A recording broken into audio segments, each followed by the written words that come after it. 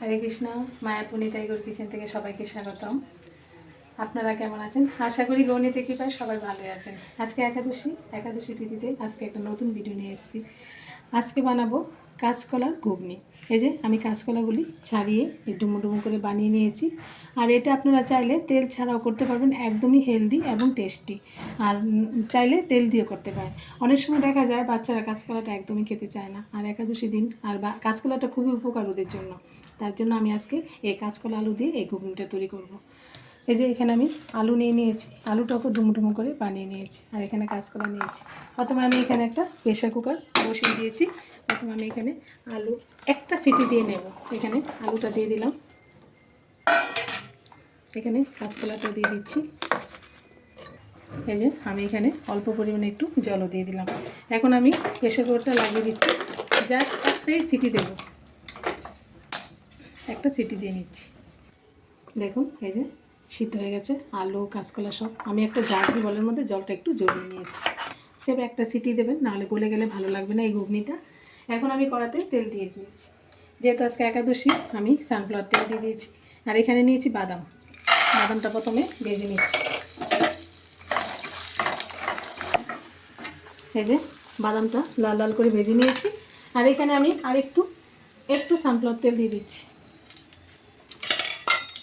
প্রথমে আমি এখানে কটা শুকনো লঙ্কা দিয়ে দিচ্ছি ফোড়নের জন্য। ভালোভাবে লঙ্কাটা একটু ভেজে নিচ্ছি।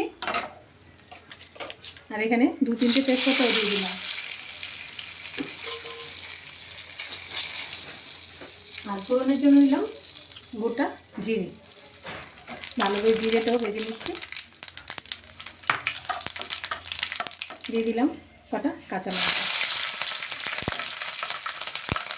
আর এখানে নিয়েছি দুটো টমেটো বানিয়ে নিয়েছি, দিয়ে দিলাম।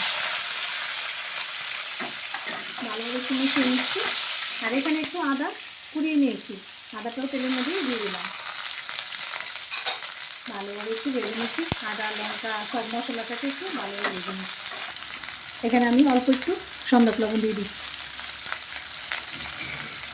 যাতে টমেটোটা একটু গলে যায়।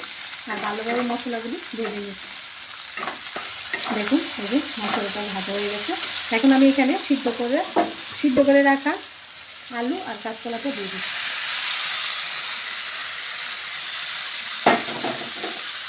ভালোভাবে একটু মশলাটাকে মিশিয়ে দিচ্ছি। প্রথম আমি টমেটোর মধ্যে অল্প একটু লবণ দিয়েছিলাম, আর আমি স্বাদ মতো লবণ দিয়ে দিলাম।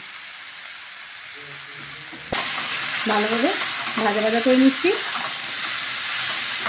এই যে মানে খুব সুন্দর করে একটু ভাজা করে নিচ্ছি।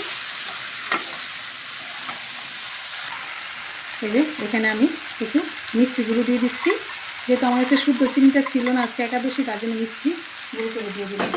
এটা ভালোভাবে একটু মিশিয়ে নিচ্ছি। এই গরমে মিষ্টিটা গলে যাবে। আর ভালোভাবে ভাজা করে নিচ্ছি। দেখুন এটা ভাজা হয়ে গেছে।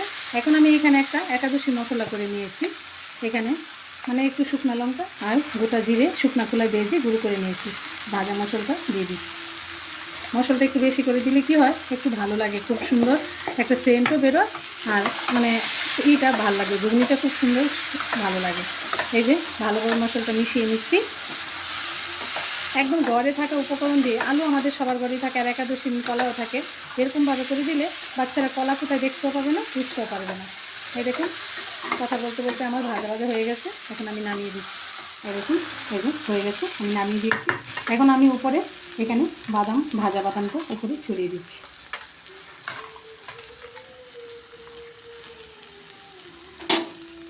এরকমভাবে আপনারা একাদশী দিন এই কাঁচকলার ঘুগনিটা করে ভগবানকে ভোগ লাগিয়ে ছোটো বড়ো সবাই প্রসাদ পাবেন। আর কেমন লাগলো এই কাঁচকলার ঘুগনিটা অবশ্যই আমাকে কমেন্ট করে জানাবেন। আপনাদের কমেন্ট আমাকে খুব আনন্দ দেয় আর খুব ভালো লাগে। আর আপনারা সবাই ভালো থাকবেন, সুস্থ থাকবেন। আবার দেখা হচ্ছে পরের ভিডিওতে। হরে কৃষ্ণ।